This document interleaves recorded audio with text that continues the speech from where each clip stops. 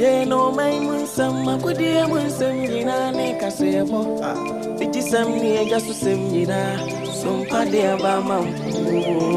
Sompa FM, a market yapa, Sompa TV, a manager, Sompa TV,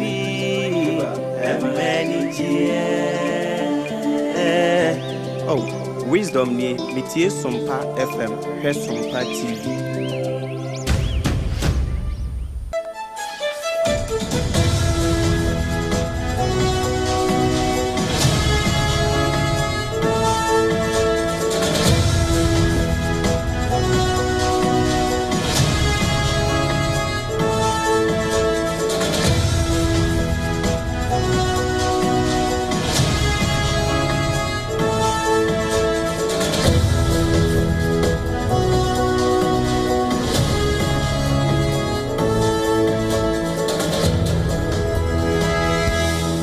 106.5 FM Sompa Esunie Yemobibia Chen Emobibia Kwaba Ebrason se Leicester Company Limited Yas toothpaste and a brush Kasie ya ede esomo anopai no yede ni nyina ebesomo kamapa na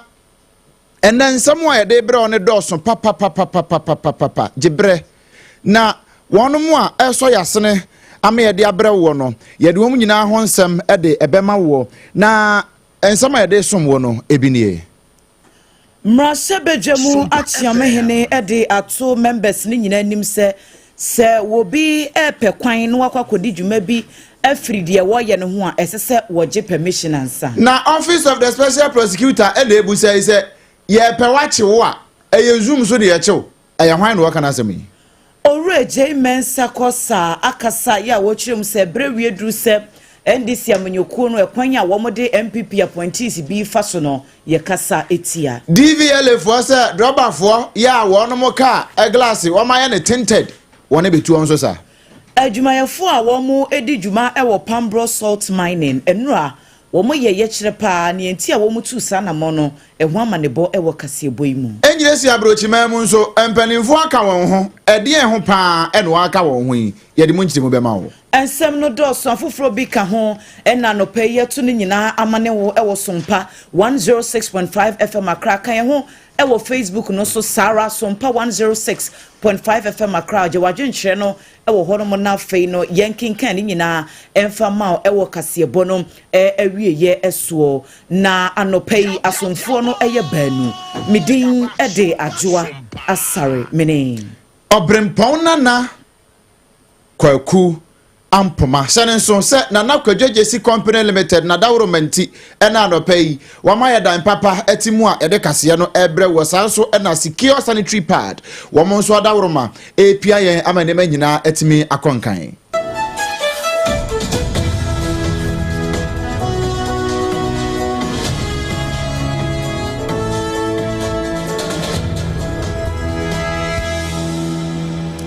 abusuafo afei yenhye ensem no enchiremu ankasan mrashem bejemu achiamehene onyonyamfo Alban Sumana Kingsford Bagben ene de kokobo ekwa mrashem bejafo nyina se si obi ewo honom na udwuma wo ba bedi no enye mrashem bejam na wo ba na ye bibufofro ye sese wo kwa bonten na wo koya se adekro no eno ye adwuma foforo edi sika ebre wo se den esese wo hwe na woji permission ansa na wotu na mo bia etisa wo se wo ba omdwumadi ahodo a wo di standing orders a wo di edi dwuma no a eyade a echire pefe se mrasebedwani biara eni hu kwan se wokoye extra activities biara mpo a edi sika bebre na wabra wonye permission emfa free panyina woda wo mo ano enti wasre se sanhyehe we no enya fe no womba bedi hu nkomo mu obi ama ne nyede se wo ye MP na wasore na wa ma parliament ho na won nam edi udwuma de wo se no de enya de a wo besoso so kra professional associations trade or otherwise where members have the opportunity to hold the members accountable and insist that the permission of the speaker be exhibited and shown before the member is permitted to practice or continue to hold that office of profit or emolument. Honorable members, this directive takes immediate effect I mean the 14 days rule that have just been stated, within which members have to comply with the procedure starts from today. 14 days from today. Those of you who have been offered these opportunities, you have to go through the procedure. 14 days from today. And until you receive a certificate from the speaker, you are prohibited from continuing to hold any office of profit or emoluments. With this, I thank you for your attention, and may the good Lord continue to bless all of us. Thank you so much. Obrempong-Nana Kingsford Bagbane ene mrashebedwom achiamehene ne ene kokotie enu achi ena ranking member ye okọ mrashebedwom a committee ya womo ene hwe apomudin eso Dr. Nana yiwe free ye enso de tu dwase first deputy speaker wa pene ama domkuma no womo make womo statement efa Ghana registered nurses and midwives ehun komobo a na nura ekoso ewo mrashebedwom woso opanyin no ampene kura ammo anka womo asem. This house has orders, and the order in 93.1 allows for issue of urgent public importance for statements to be admitted. Minority pleaded for him to exercise the highest form of discretion, but the first deputy speaker failed. I think the first deputy speaker has a lot to learn from the speaker himself. The right honorable speaker encourages the provision and the execution of the standing orders, but the first deputy speaker, who is extremely partisan, has denied us the right of the minority to exercise what we have to do as far as the strike is concerned. This morning we met you and then we made you aware of our position, but it doesn't end there. Our business is in the house, so we made a joint statement between myself and Jerry Ahmed, basically to get the hands out to capture our position, and that's the way we work. And from this you can deliberate on it and then put the necessary pressure on government to do what it has to do. That is official, regardless of the press conference we had earlier. This is our work, and the only way to have made it formal was to go through an urgent statement, but he has refused that. When the order 93.1 allows him to have admitted it on issue of urgent public importance. Dr. Nana yiwe free ye wono na ranking member ewo abedweku ehwe apomudin eso. Na yede ani ekremu ewo ensanfufuro mu ananum ho na office of the special prosecutor ya yerakisi ajabenda no wono de nkrata ba yese wono hwehwe papa bi papa no say womo aya na wanted say woman no ehia no sanse wo susu say wadi oman ni dwurim papa ben a odumnyamfo Ken ofori ata na ba ye omanfo bebre akasa de afa ho emo no ankasa mpo no e de ho nkrata ne lawyer e de nkrata mpo ba abontene se ne ho mfa no enti onam aya waje ayarehwe enu enti e be yanka office of the special prosecutor no wanyere ne ho nanka abefo ntentamfidie isu a ne enkomo bia so mu die no wo mu eni ewo ho e ba ye omanfo bebre akire ndawere atutune sere ne abasasa eno nam so ama office of the special prosecutor director of strategy, research and communication Yera Samuel Dakwapia what they about to do say na ne enti a omanfo enhyedante ahye na ase no wo mu hunu ne ye san say office of the special prosecutor no ope kanofori ataache no na obi a ye pa wache ye chi wo Zoom so ye chi wo Google meeting so ana ye chi wo WhatsApp call so how wo se wo kire mu a wo mu a wo mo pe no ache no no wo mu pe so oba one on one wo mu time chi no wi a na afi ne ye wa chi no won de ato aso Ghana mremu no misoforiata waye no se ono na pese o kire one ekwan ye mfa so enchi no ekwan ye mfa so mfa no court wo na wo ye suspect no police ye na juma wo na ache police for say muntimi nchime muntimi nyemi say Ghana ha wan na betimi ayesa wo na wo ye se wadi bone na ye hwehwe mu ahwe se ampa na se nya ampa no wo na wo kire de yenye aden na ye chi muntimi wan kan kire mu say memma nti mun court na mun file na me ba court wo answer ye betimi atake caution statement eje se ya chew na ye chi obu Zoom so won bi da menchi o se min take caution statement wo kra na wo kire me se min take caution statement as if say me pese me take caution statement we ya kana hene na ayeye ya kana hene na ayeye asem we ani nipa yete ne nkan yewura samedako eno wa chese saade no a papa na ye kanafuri ata ye no enye enu ntu ansesa na mrasebejani Emma Techiman South about some peswaso wo Bono East mantam no emu eye onunyamfo Martin J Mensa Kosa wo de ofra kwa mana nanomo asore mpanyimfo international community ni wo mo kebie wo mu se wo mo enhwe na National Democratic Congress NDC amnyoku no kwan ya wo fa so na asede wo popo nani ede akire MPP aban mu appointees asesi an wo mo abo opposition no wo se sa kwan ne de enya de ebo akra na nsemu ntem wo se wo hwese de wo mo ko kyereke ma wuntumi adenta kumi enne mpenifo agudo bebre Reverend John Ntim Fojo ne ho semsem no wo se eyade bi hadwene na wono ne nkyeremu a wo de bai no wo se wo nka asese obi ya ban mu nipa na wanye nadwuma ye ana se wantutu ne nioma ya mo man na boka wo bibi so ama yen hodi nipa na accountable enye saa no wo ka nanso e kamia kwa se NDC aban de wo mo hyeda en wo mu use o minor resources no wo mu de tietia enkofofa hodie so wo se hwe se MPP fo na wa aban mu a saa asemi a wo kan saa pepepe en wo beka no etimu obi nka se wo ya amanyosem Mimi Mati, I'm telling you, say na buy sisan. Na nema we ekosi, but the be NDC for me, I'll condemn it. Make us say, adi anya na enye. Sa adi ya ekosi, enye na ehu. Bema, uye mi amayo, waya mi nema yo china akoso. Emrantia benye tumia, beye too quick to score political points than ukla na tumi ni betu mount. It is a president meneni ko. Sa security agency se ho. Obia wabe dia buying dibre na buy kapra bawo. You have to bring it. Sa ukoko yon kwa dia, kachi ujejeje. Ese bizarre. But in doing so, no nisa usu tete ni pano fa hodie so. Nisa otumra to twene say anya careful na mra nye dwuma yema nim ha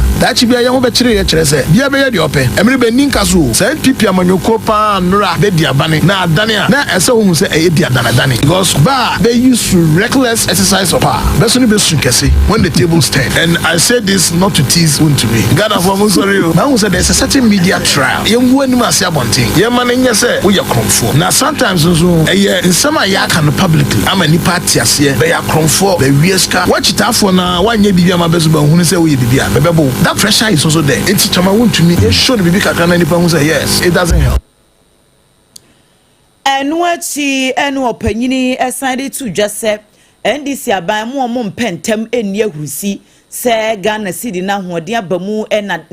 akosoro na echi dollar yi wo se wo mo hwe no wo mo fa hyehye papa enwu akwam se de be ya sansakra ye yi a Ghana fo ehunu no ebetena ho afebo. For me, too early. Yeah, ever for me, I started just about 1 month and some 2 weeks. But already, I tell you, by end of July, me as I pick it back to be 11 point something. Because on the international market, the dollar is improving. They say I buy here titiru, and they say a bit pretty enabling environment. So I buy warm, wow, or person this so business as here. Over come about being nyebi. Ubi a one set business. You don't need to go and give him money. It can make a buy for sex can call here Women's Bank. Now you intiminya startup capital mama. They don't know what business no here, man. Create the enabling environment. One, taxes. Tax here you pay them the implications for business. Sure, and then we produce a safari tissue. But they call Ghana for the cost of petrol. Dollar was at this point, me had the $1 petrol. And only my biggest headache is here because me could here almost 3 times. For me, who created the enabling environment for businesses to thrive? Then be able to buy for sky or become business. No. I'm against it. Rather, you share every my business grow. Onipa yetini ni Techiman South Mrashe Bejeni Martin J Mensa Kosa. Ya twansem ne so ne de ani achemu ewo DVL fo woni akache.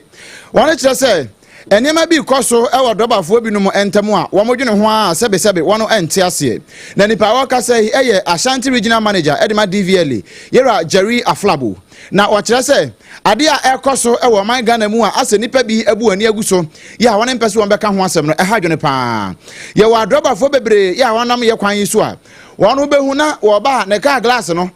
say black ne friend tinted no eno nti se bibi koso wo kai no mukura mpo anya ade a wo behu no sa ade no wakire se ebo man hadwene ye wo bidum wo ho a wonom de emra no ma won kwan se won betimi ayusu ne saa binum so wo ho a wan de no de dabi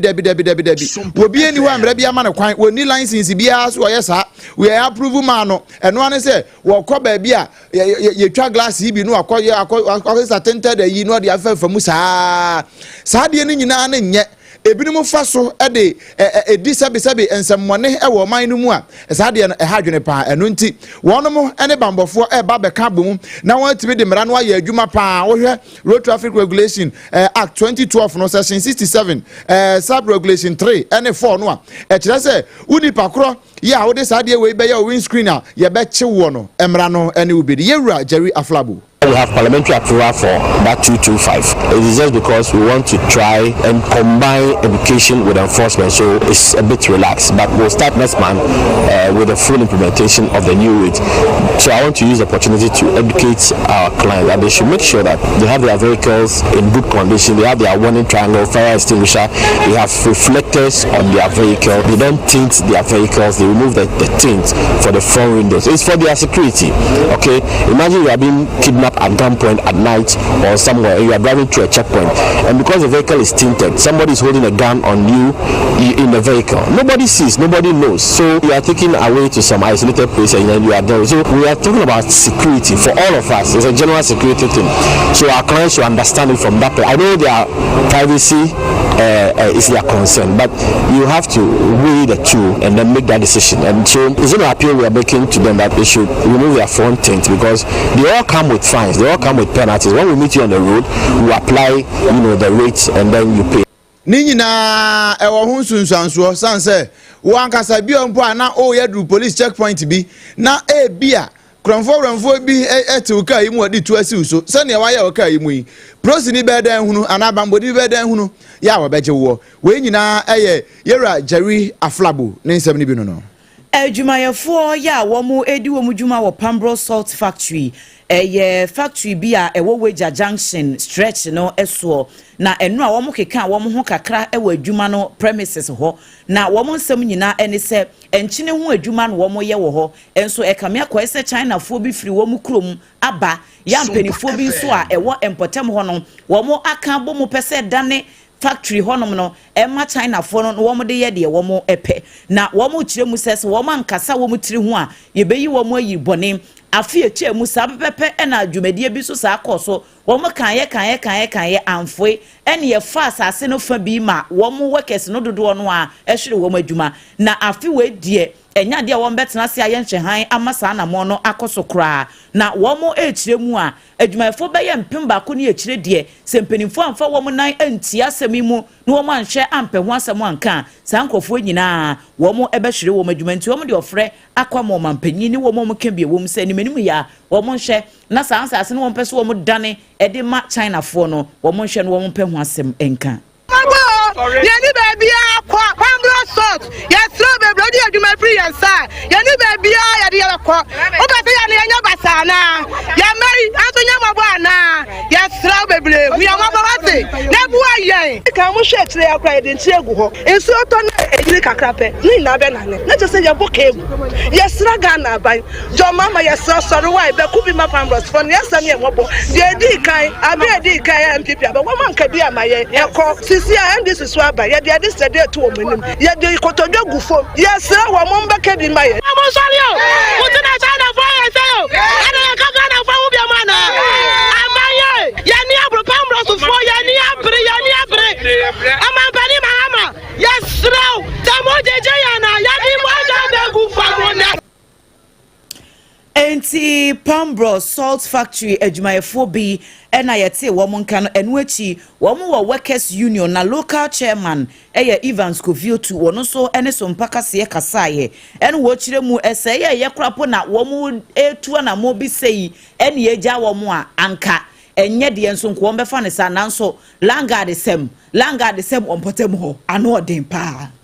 ebefa ya sase baako eden ekoye ye pre ho ankwankosi aga ne ye jeme na se yo ha ya nke bi anhyem ne hu anse foforo so asan start feeling ye hu ya kono tete anadwe no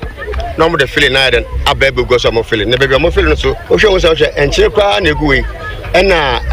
machine na esu de ye adwuma ena ye de anapuna ne adad ni na wa nti se ye betra na chana ni onu fi no krom aba begu ye adwuma ema adwuma ru na pame wonye workers nse ye nkofie na kwam kode ye yere ne ma so de nya de so workers ne be den be preso ye ntia ase ma no because last year asem we ye kan ya ye ho ti se na ya bodi enje kakra demonstration kakra wo fi ha enkwankwesi aga ya anche wo hwe ya besi ende eni ayekotie yeyi eye Pambros Workers Union local chairman Evans Kofiotu Ugusu ya utie Sompa 106.5 FM Accra Kasiano ya Nana Kwaku Company Limited na Davrumenti waso asene na etwagu ewo ya affiliate ni nyina oman Ghana mu ene amonone abefo ntentan fidie ne so no eno asuguso ya utie no hyene nsoma me say Nana Kwaku Company Limited wono eko ba sempene mu eba na dansie hu niam nyina papa ne bia wono na eton efri dan na hyase edikosi na wieye no wodo ho dom no a na watimi aboa na bibia atimi aye fine na kira kwan no wo Ghana ha nkura bata bebre wono nko anso na woto niam papa free ni ho a wasan di guka mu di koja o free ya wontu ahwe Nana Kwaku Company Limited wase wote bredi mbre enim se ne omanfo bre e wo Ghana ha ansana watimi asidan eno nti wabaye ne obetumi bia e de aboa wa man Ghana mu nipa no am nso obi atimi anya baby pa edniti ato me pa cho so person ne Nana Kwaku Company Limited e bo nkoma a ya afre 0204 355 040 0204 355 040 na oneno abo enkomo secure sanitary pad eno nso boa ye nuanom ne yerenom ena afei wo mo a eka ho nyina ema no titiri wasem na mekan sanse wono kɔ wo mma mu a na se wono ebu won sa ya na asamara nko ena wa akiri nanso se wonya secure sanitary pad etimi boa wo ema wa onsabuo no eye secured eye bɔkɔ ya eya wumpo ya wontibi mepacho eno no eboa wo Emma, Pel cotton no one finfini, yes, I didn't mean to know from Muno, a boa crocra, woman, Emma Nemana etimi equay pan, at the Emma war. Nebuan and Sudi at a form say culem, and a shembebre, Dudumu, and unti, sir, a free assassia, edicosia, yanum, a betimia bow, ama acrocra, come on. Muamupe biatonum, bebia yaton, and Yamahud was saying in an Ubenya biato, who was antimantum and potamusonado near chim, Mama excellent cosmetics, Mama excellent cosmetics, now do near chim, Dum PZ and a few Karasu State taxi station one old Asempa Pharmacy Lane Monum, a ho and Wubutu, Mepacho, a yafre, 0243 862 158 0243 862 158. When Madame Romanti enter Husimamra Yaba, Cassiano Etuaso.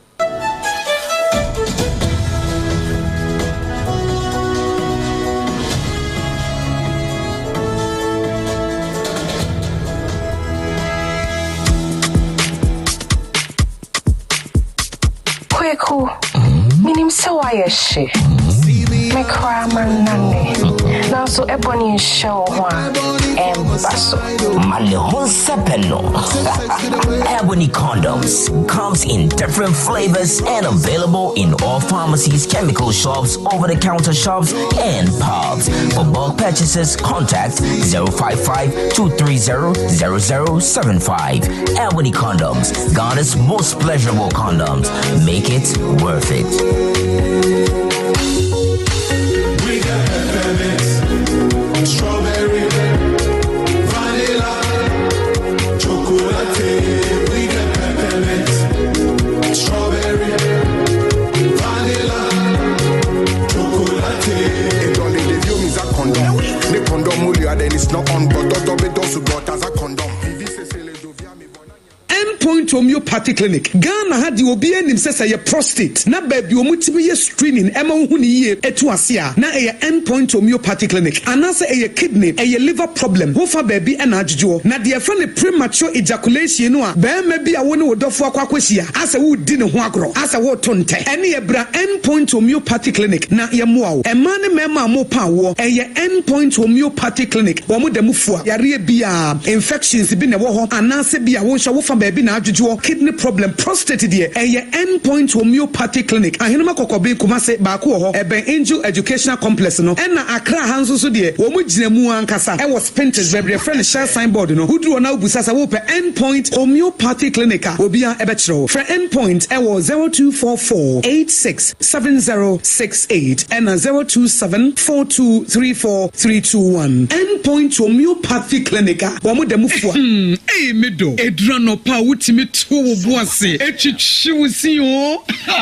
do na so ni se me de Yas toothpaste and the brush and the twitwi mesima me nya homka senti na ye bokoi na me me all time favorite Yas herbal toothpaste and the brush aboa me ama sesei menum nso a enwunu anasa de ehia me selfim me biem na wo hwɛ sɛ me se ayo fita sesrecha homa na et brightens Yas whitening toothpaste and the brush and me di hwimese enti na wo se afei na Yas total care gel toothpaste and the brush ne de ebo wo se ho ban demu ne nyina ema wonum ye sham. Oh yes, enu krotrodo Yas herbal, Yas whitening and Yas total care gel toothpaste and the brush abusuan chamfa se wo pedudu otu e won kran ha for Leicester Ghana Limited and was 050-161-9588 Leicester Ghana Limited and the Yas toothpaste mo ahodo and the brush abadwa so abeboy munde dinam se mena foreign call. Hello papa, what do be a new se me feel London eko US o na no kwade okukura fra me bo mamania na papa mo ho te sen awurade aduma haboko na kujejesi eko bo sempene mo de woton adanse ho niam no nso wo hye ho de wo hye ho eko ba mesi wo bo aduma kura sre kane no a na wodru US won so manfo bo ndin sa na papa US hakura de na kujejesi company limited age ba bia wo Holland, Germany, France, Italy, London, Canada. Eba adanse ho niam de a obia se na kujejesi company limited na matese wo bi depo kasie bi e wo kaso a ho na wo bia koto adanse ho niam na no kura papa no kura pa a police station in Chenhwa akuo ba sempre mo no onye mereda hwe we kura no miensam a na obi an foforo yawo ba ko abu akwase paase kumase e ba ko so pokura se nkran ha obia se na kododesi eye bemaba e wo dansi mu wato cement iron rods banding wires and Adwoa plywood and just said about dance wo te se bibia e de hye e dansi ase de ko wie depo no nyina so eye tufo bo wudu kuka mu a wo ko ja free akra wo yi kaso depo ene pokura se de no kra to nchen a wo sa wo bu akoteman Tantra Hill Iron City amanfrom wo sa bie depo kase so e wo koshiman kumase sepase depo no kra da nchen a ebi so magazine road head office no wo bie depo kase so e wo da de ntam edweso Accra road famesa opposite Alhaji Salia ampaba meboshen Tanoso Breman and amanfrom numbers of man for the free 0244 313 752 and 0244 41 93 93 nana kujejesi company limited akuaba simpre mo no 21st clinic sciatica expert sciatica no o nerves na wo to ase na fa wo siremu na fa wo nansia besi ase ho no se ho techima eno ene fa ne sciatica na etimi bubu o to ase ka wo se dwe wo sirem uje ho ba bia enye na no na 21st clinic ba ya adwuma pa wo mu yenti abasobo o magine wo Ghana ha ene amono ne enya asem ketewa wo mu gi international awards ahodo wo mu gi local awards ahodo na anu nso na wo mu bie the only sciatica research and treatment center in Africa bibrim hano ebi ni ba bia gi 21st clinic nkwa wo mu die bibiduro ene besan yare no masa de machine aka ho yare sabia yare bia wutimi de ko ne mama de ba ko a wo magidi wo mu pa no sciatica ena stroke nso de kwa diabetes ne hypertension ne ade Ghana ha ba bia wo mu ho enkran ha sese ye wo Tantra Hill runabout se wo fi enkran eba ye wo wonsa ni fa so ufra masaman so na eba nso a wonsa bonkum so ho na wo behu ye 0540-311-311 0540-311-311 na se 21st clinic still wo me ye sciatica expert ye nyina ye tie sompa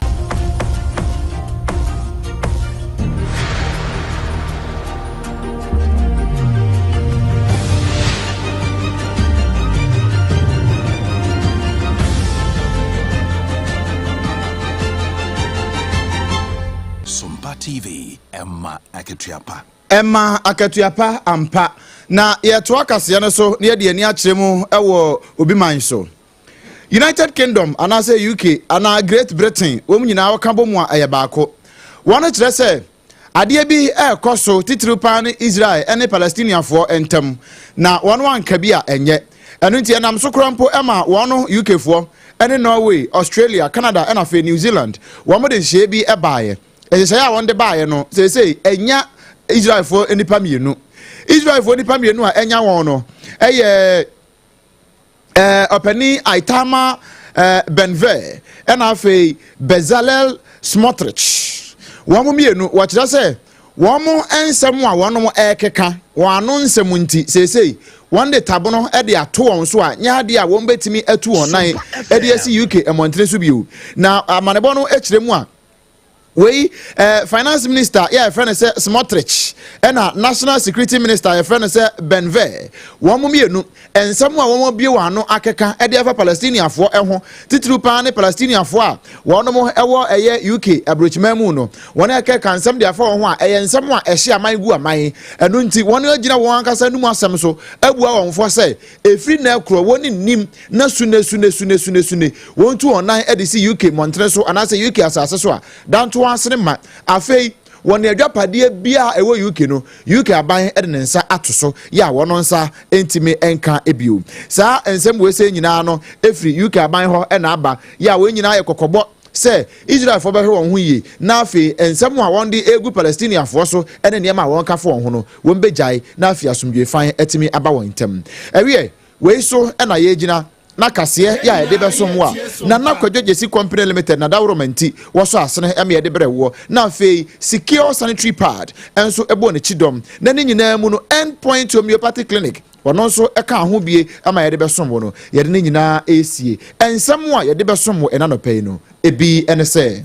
Mrase bejemu achiamehene de kokobo akọ e de ama members ni nyina se upese ukokodi dwuma bi a eno eye soronko chen mrase bejemu adwuma adada wo ye no a wo monsere kwanyansa. Office of the Special Prosecutor e de abase ne enti a woni hia kenofori ata 1-on-1 na woni na di nkomo ne se won ye peno ache no enye se meetings akeke Techiman South Mrase Bejeni enso na atutu biama ne NDC amanyuku no se kwan ya womode kane aban mu appointees fo bi faso no ensem fata. Ensem no na hodo bebre eka wenum ho ene twagu ye ewa Sompa 106.5 FM Accra ewie ye no ekobudi chi efa santemantam mu Sompa 93.1 ayiko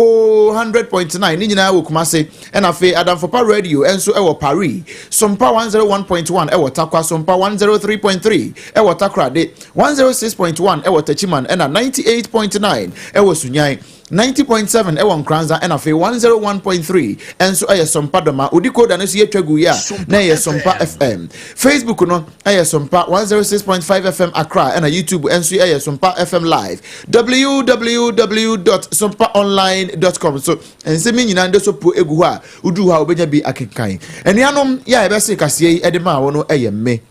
Obrempong-Nana Kwaku Ampomah minimini aba Adwoa Asare yadamu nyina se amamumo anitie nemum ye sorry ye dane ye ho taw na Ghana today ye de obonkrata hodo no mu nkomo abrem